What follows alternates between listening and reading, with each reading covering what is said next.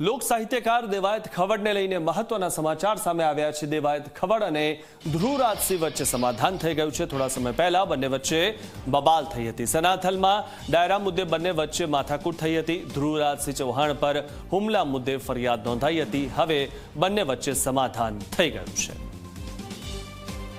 તો થોડા સમય પહેલા બંને વચ્ચે બબાલ થઈ હતી ને હવે સમાધાન થઈ ગયું છે। ત્યારે સનાથલમાં ડાયરા મુદ્દે બંને વચ્ચે માથાકૂટ થઈ હતી। આ વિશે વધુ માહિતી મેળવી અમારા સંવાદદાતા સાહિલ પાસેથી। સાહિલ, ધ્રુવરાજસિંહ અને જે ખબર છે તે બંને વચ્ચે સમાધાન થઈ ગયું છે અને મહત્વની વાત એ છે કે ડાયરાને લઈને બંને વચ્ચે બબાલ થઈ હતી। શું વધુ માહિતી?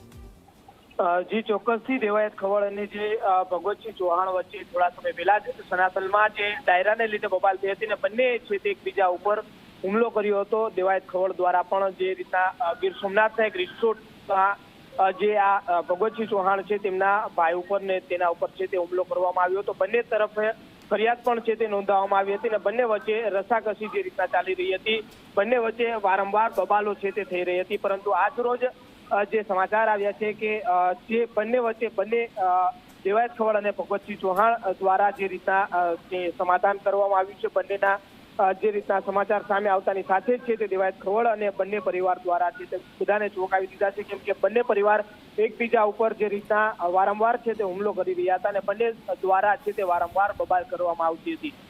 જી જી જી જી, આભાર સાહિલ માહિતી આપવા બદલ।